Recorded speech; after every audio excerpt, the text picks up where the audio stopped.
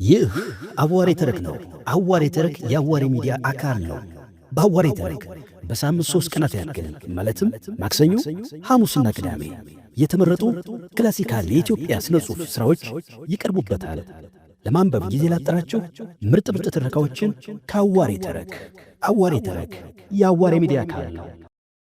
ምዕራፍ 8 ኮሶ የምታጠጣ። ደጃዝማች ማሩ ግፈኛ ጥጋበኛ የሆኑ እንጂ በሃይማኖታቸው ከጅማት የጠነከሩ ነበሩ። ቤተ ክርስቲያን በማዘውተር ከአንድ ካህን ይበልጣሉ። በጾም ቀኖች በ9 ሰዓት ግድም ካልሆነ በቀር እህልና ውሃ ባፋቸው አይዞርም። በጦርነት ላይ ባሉ ጊዜ እንኳ ቢሆን ስለ ጾም ያላቸው ጥንቃቄ የሚያስገርም ነው ይባላል። ለአንዳንድ ቄሶች ረቡዕ ዕለት 1 ሙዳ ሥጋ በላሁ ወይም ዓርብ ዕለት 1 ጽዋ ወተት ጠጣሁ ከሚላቸው ተናዛዥ ይልቅ 1 ነፍስ ገድያለሁ የሚላቸው ተናዛዥ የሚሻል ሆኖ እንደሚታያቸው ደጃዝማች ማሩ ብዙ ሕዝብ ተሰብስቦ አንገቱን በሰይፍ ሲጨፈጭፉ ከሚያዩ ይልቅ ዓርብ ሮብ ሲደፈሩ ቢያዩ እጅግ እንደሚሳቀቁ በሁኔታቸው ይታወቅ ነበር።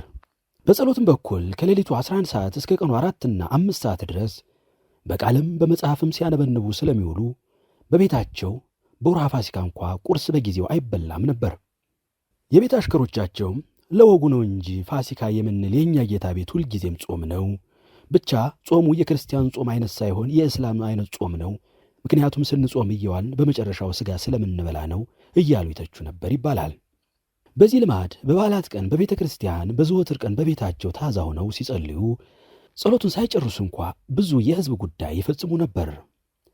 ለምሳሌ አንድ ሹማቸው ጸሎት እንደያዙ ቀርቦ ስለ አንድ ሰው ጉዳይ ቢነግራቸው ቆይ ጸሎቴን ልጨርስና ንገረኝ አይሉም። ወይም አንዳንድ ካህናት ጸሎት ሲይዙ እንደሚያደርጉት በዓይን ጥቅሻ፣ በከንፈር ንክሻ ወይም እጅን በማወዛወዝ ወግድ ከፊቴ ጸሎቴን ልጨርስ ብለው አያሰናብቱም። የቃል ጸሎት እንደሆነ ከደረሱበት ላይ ያቆሙና መጽሐፍ ይዘው እንደሆነም መጽሐፉን በጣታቸው አልበው አጠፍ ያደርጉና ምን ነበር ይላሉ። ጌታዬ የገብሩን ነገር ምን እናደርግ ይላል አሳሳቢው። ይገረፍ ብዬ አልነበረም? ተገርፏል። ሰሩታ ታስሯል እኮ። ዛዲያ ምን ይሁን?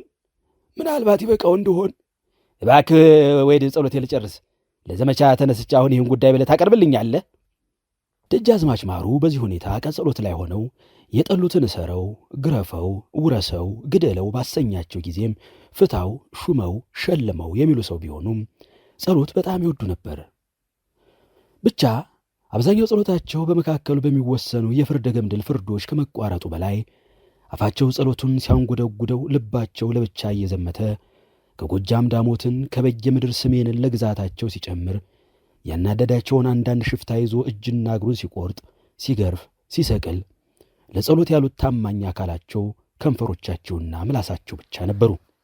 ከበስመ አብ ወልድ እስከ ዘርዓ ብሩክ ማኅሌት ድረስ ሲያነበንቡ የሚያረፍዱበት መጽሐፍ ለዘመቻ በወጡ ቁጥር ጫኞችን፣ አንጋቾችን እጅግ ያስቸግር ነበር ይባላል። አንድ ቀን ጠዋት ከነሊቀ ካህናት ላቀው ከነፊት አውራሪ ሰንደቁና ከነቀኛዝማች ከብቴ ተሰብስበው ምንም እንኳ ጸሎተኛ ጌታቸው እንኳን እነሱን ማንም ቢሆን በጸሎት መካከል ጣልቃ ገብተው ማነጋገራቸውን ቢያውቁ ይህንን የመሰለውን ከባድ ጉዳይ በጸሎት መካከል ይዘው ለመቅረብ አልፈለጉም። ደጃች ማሩ ጸሎታቸውን እስከሚጨርሱ ድረስ ከቅጽር ውጭ ሆነው ሲጠባበቁ ቆዩና ጸሎታቸውን መጨረሳቸውን እንደሰሙ ገብተው እጅ ነሱ። እንደምን አደራችሁ አሉ ደጃዝማች ማሩ ከተቀመጡበት እየተነሱ። ሰዎቹ እንደገና እጅ ነሱ። ግቡ አሉ ደጃዝማች ወደ እልፍኝ እያመሩ። ሁሉም እጅ ነሱና ደጃዝማችን ተከትለው ሲገቡ ደጃዝማች ማሩ ከተቀመጡ በኋላ ቁጭ በሉ ሊቀ ካህናት ቁጭ በሉ አሉ። ሁሉም እንደገና እጅ ከነሱ በኋላ እንደቆሙ ዝም አሉ። ቁጭ በሉ እንጂ፣ አረ ቁጭ በሉ፣ ከበደኝ እኮ አባቴ አሉ ደጃዝማች ደግሞ። አሁንም በሆነ እንደሆነ ጌታችን ይኑሩልን እንጂ እሱም ማየት ያመልጠናል። አሁንስ መጣንበት። አሁንም በሆነ እንደሆነ ጌታችን እንዲለመኑን ነው የምንለማመነው አሉ ሊቀ ካህናት። ነገሩ ምን ነበር? ቢያንስ ቁጭ ብላችሁ አትነግሩኝም? አሉ ደጃዝማች ጎፈሬያቸውን እየነካኩ። የለም ጌታዬ፣ አሁንም በሆነ እንደሆነ ቁመን ነው ምንለምን፣ እንዲያውም ተመሬት ላይ ተደፍተን መለመን ይገባን ነበር አሉ ሊቀ ካህናት። ለማንኛውም ነገሩን ሳውቀው ነው የሚሆነው። ነገሩ ምንድን ነው? አሉ ደጃዝማች ማሩ። አሁንም በሆነ እንደሆነ የልጅ ኃይሉን ነገር ነው ጌታዬ አሉ ሊቀ ካህናት። እንዴ አባቴ፣ አሁንስ እርሶም እንደ ሌሎች ሊሆኑብኝ ነው መሰል አሉ ደጃዝማች ማሩ ከረር ባለ ቃል። ደጃዝማች ማሩ እንደዚህ ደፈር ብለው ሊቀ ካህናትን የተናገሩባቸው ቀኖች ከዚያ ሁሉ ቅርበታቸው ጋርና በተለይም ደጃዝማች ማሩ የሚቀርቧቸው ሰዎች ለማዋረድ ካላቸው የታወቀ ጠባይ ጋር ሲመዛዘን በጣም ጥቂቶች ናቸው። ከእነዚህም ሁሉ 3 ቀኖች በእኒህ መከረኛ በልጅ ኃይሉ ምክንያት ያጋጠሟቸው ናቸው። ደጃዝማች ማሩ በጣም እየወደዱ በጣም ወደሚያፍሯቸው ወደ ቀኛዝማች ከብቴ ያን አስፈሪ ዓይናቸውን ወረወሩና ምን ማለታችሁ ነው? ምን ይፈጠር ነው የምትሉኝ? ኃይሉን ለቀህ ወደ ቋራ ላከና ሄዶ ሲሸፍትልህ በዘመቻ ተንገላታ አይደለም የምትሉኝ? በጭራሽ አይደረግም አሉ። እንደዚህ እኮ አላልንም ጌታዬ አሉ ቀኛዝማች ከብቴ። እንዲህም አይደል አሉ ፊት አውራሪ ሰንደቁ። አሁንም በሆነ እንደሆነ የዛሬው ልመና አስቀላል ነው ጌታዬ አሉ ሊቀ ካህናት ነጩን ረጅም ጭራ እያወናጨፉ። ዛሬያ ምን አድርግ ነው የምትሉኝ አሉ ደጃዝማች ማሩ ያንን ተነቅሶም እንደሆነ ሳያሳክካቸው እያከኩ የሚያፈርሱትን ጎፈሬ እያከኩ። ይፍቱት አላልንም ጌታዬ፣ አሁንም በሆነ እንደሆነ በዚህ እንዳለ ጥቂት ርኅራኄ ያደርጉለት ነው ያለ አሉ ሊቀ ካህናት ላቀው። የምን ርኅራኄ ነው ማደርግለት? ራበው፣ ጠማው፣ ታረዘ፣ ምን ጎደለበት? ጎድሎበታል ጌታዬ፣ አሁንም በሆነ እንደሆነ በጣም ጎድሎበታል። ምንድን ነው የጎደለበት? ሥላሴ እንኳን አዳምን ፈጥረው ብቻውን እንደሆነ ባዩ ጊዜ አሁንም በሆነ እንደሆነ ንግበር ሎቱ ቢጸዘ ተረዶ ብለው ሔዋንን ተግራ ጎኑ አጥንት አውጥተው ፈጥረው ሰጥተው ብቸኝነቱን አስወግደውለታል። ይኸውም ሰው አሁንም በሆነ እንደሆነ በዕድሜው ሕፃን ነው።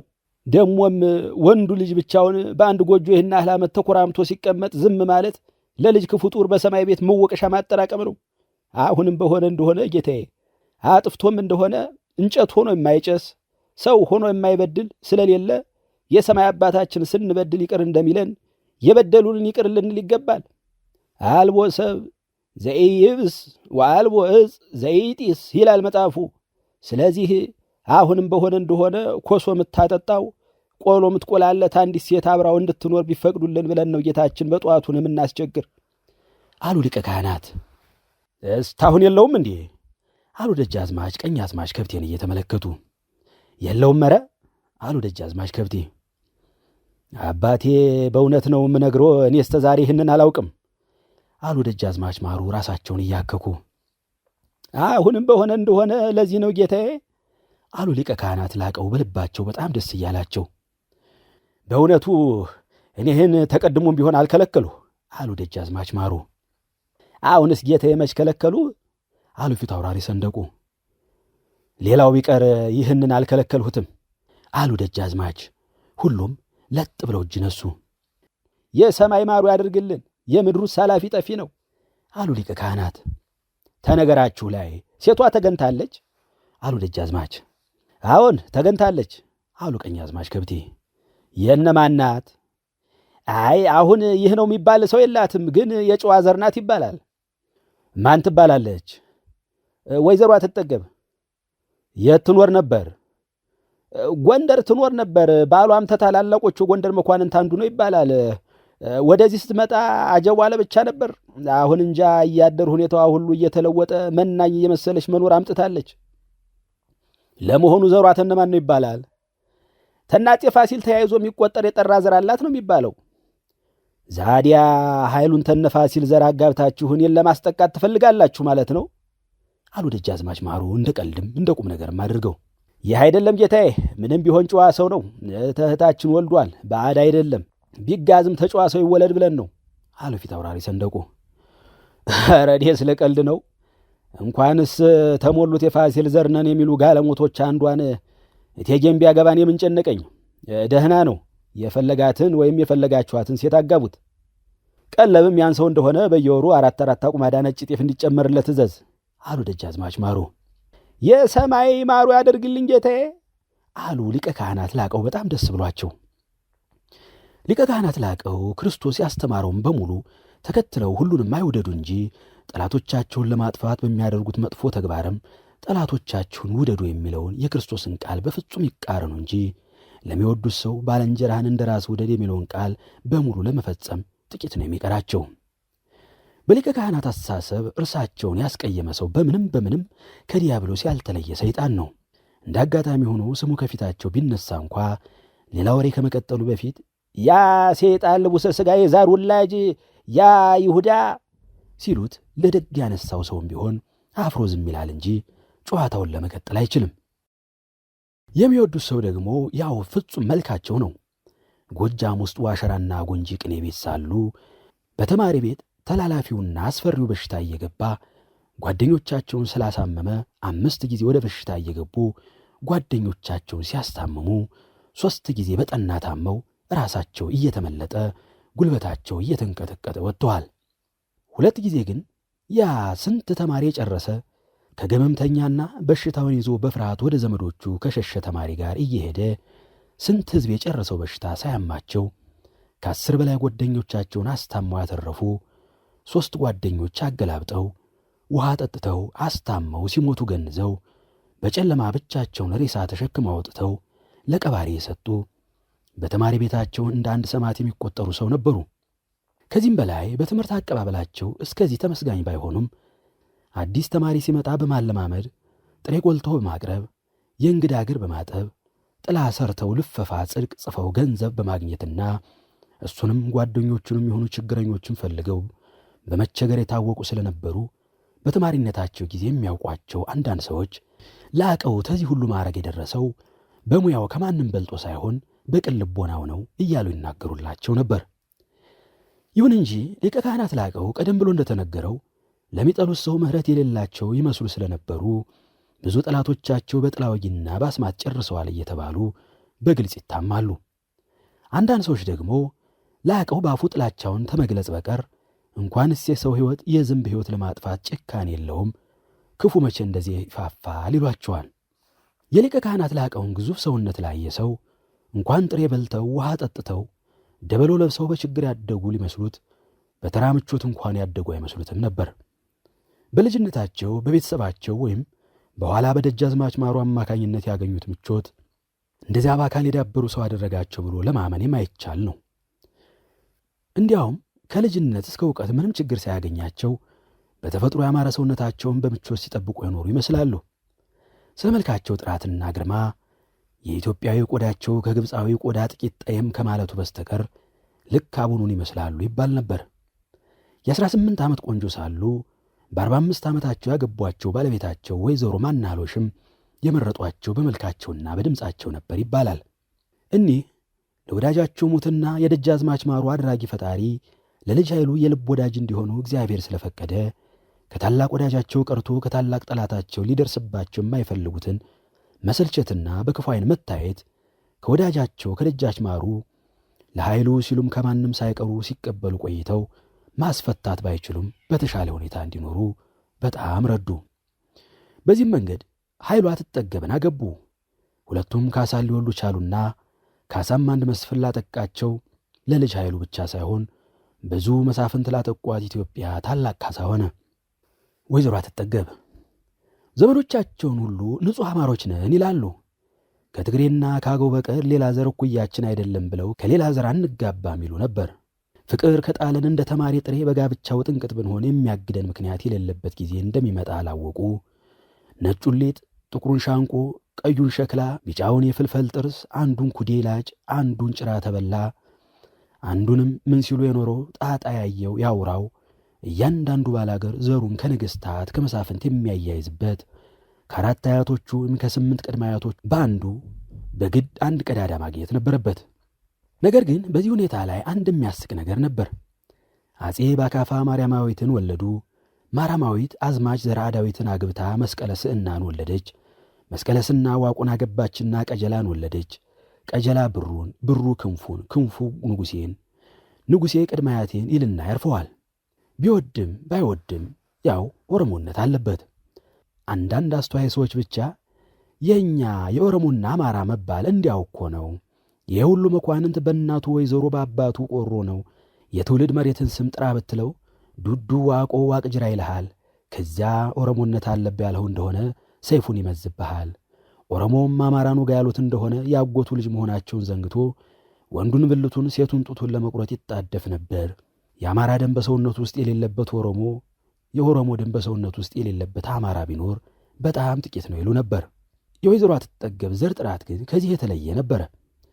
በእናትም በአባትም ቢሆን ከዚያው ከመሳፍንቱና ከነገሥታቱ መስመር ሳይለቅ ከመጣ ዘር የተወለዱ ናቸው።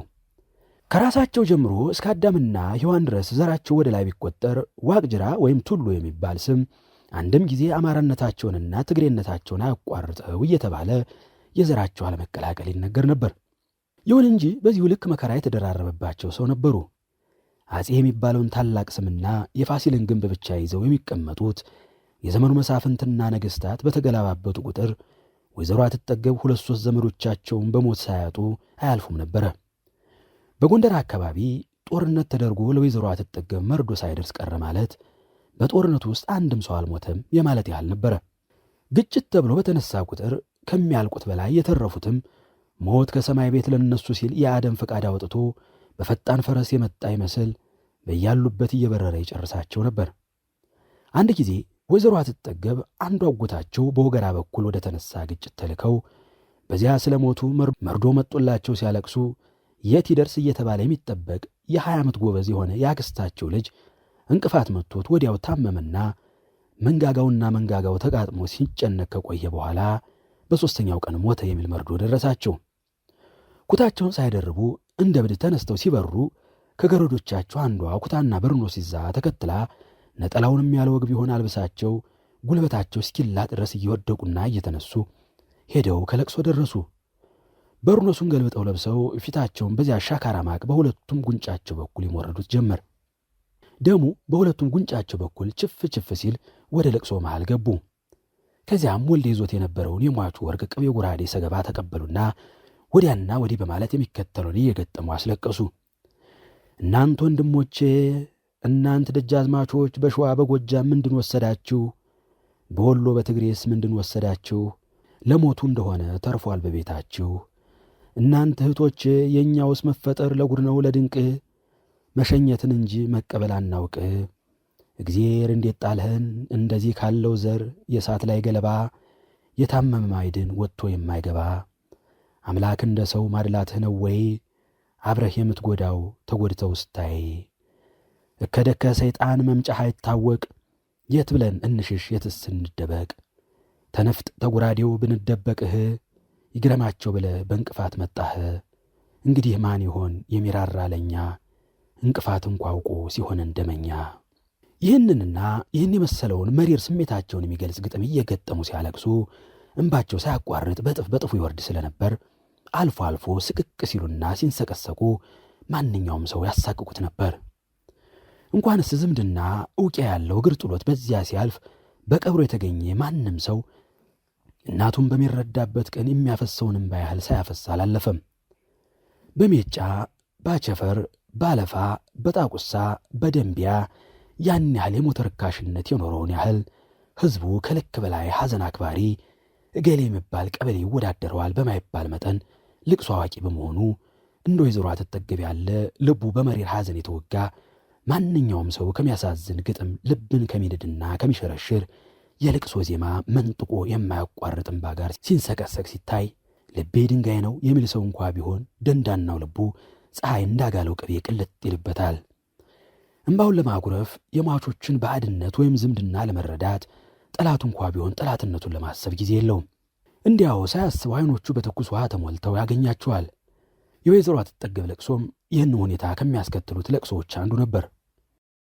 ወይዘሮ አትጠገብ በዚህ ጊዜ ግዞተኛ ልጅ ኃይሉን አግብተው ካሳን ቅሪት ከሆኑ 2 ወር ያህል ሆኗቸው ነበር። በቤታቸው ሆነው ዘወትር ያለቁትን ወገኖቻቸውን እያነሱ ሲያነቡ ቆየት ብሎ ደግሞ ከቀሪዎቹ ዘመዶች ያንዱ ትኩስ መርዶ ይመጣላቸውና ሐዘኑን ስለሚያድስላቸው ያ ጥሬ ብር የመሰለ ዓይን ቀይ ሽንኩርት ሳይመስል የሚውልበት ቀን አልነበረም። ልጅ ኃይሉም ሆዳቸው አጥብቆ በሚታወክባቸው አንዳንድ ቀን የተወደድሽ እህቴ ሆይ፣ እኔ አንቺን ሳገኝ የልቤ ሐዘን የሚቀል መስሎኝ በጣም ታላቅ ተስፋ አድርጌ ነበር። አሁን ግን 14 ዓመት ሙሉ ተቤት ተንብረቴ ተዘመዶቼ ተለይቼ ተሹመቴ ተማረጌ ተዋረጄ በማንም ላይ ያልተዋለ ግፍ ተውሎብኝ ስኖር ይህን ያህል ያልተከፋውን ልቤን በጣም አሸበርሽብኝ። ሁላችንም ሟች ነን። ሞት ለእናንተ ቤት ብቻ አልተፈጠረም። ለምን እንደዚህ ታበበዥዋለሽ? ይሏቸዋል። ምን ላድርግ? በዛብኝ እኮ እንዴት ልቻለው? ይላሉ ወይዘሮ አትጠገብ እንባቸውን በመዳፋቸው ጀርባ እየጠረጉ። ልጅ ኃይሉ ብዙ ቀኖች ወጣ ብለው ቆይተው ወደ ቤት ሲገቡ ባለቤታቸው እንባ ሲያጎርፉ ውለው አሁንም እያጎረፉ ያገኟቸዋል። እንዳላዩ ሰረቅ አድርገው ሲያዩአቸው ጉንጮቻቸው በደረቀው እንባ ነቅተው፣ ዓይኖቻቸው በትኩስ እንባ ቀልተው ሲያዩ የራሳቸውን እንባ ድንገት ደርሶ ሊያመልጣቸው ሲል እንደገና ወደ ውጭ ወጣ ብለው ዓይኖቻቸውን አድርቀው ልባቸውን አጽናንተው ይመለሳሉ። በዚህ ሁኔታ ሁለቱም ጊዜ ከጣላቸው በኋላ የተገናኙ ባልና ሚስት በአንድ ላይ ሲኖሩ ያ ከብዙ ክርክር በኋላ ስሙ ካሳ እንዲባል አባት እየመረጡለት ልጅ ተወለደ። ነገር ግን እኒህ ታላቅ ሴት ወይዘሮ አትጠገብን ልጅ ኃይሉን ኮሶ ያጠጧቸዋል የሚለውን ቃል መነሻ በማድረግ ኮሶ ሻጭ እያሉ ብዙ ባለየ ሰዎች ሲሰድቧቸው ኖሩ። ይህ ያልተጣራ ወሬ ብዙ ሰዎችን ስላሳሳተ እነ ደጃዝማች ወንዲራድን ኮሶ አስግቷል፣ እነ ወይዘሮ ምንትዋብን በደም ፍላት ሺህ ፈረስ ከኋላው ሺህ ፈረስ ከፊቱ፣ ሺህ ብረት ከኋላው ሺህ ብረት ከፊቱ፣ ይህን ሳታይ ሞተች ኮሶ ሻጭ እናቱ ብለው እንዲገጥሙ ምክንያት ሆኗል። ሰኞ የወጣ ስም ማክሰኞ አይመለስም እንደሚባለው እስከ ዛሬ ድረስ ወይዘሮ አትጠገብ ኮሶ ሻጭ ነበሩ እየተባለ ሊነገር ቻለ።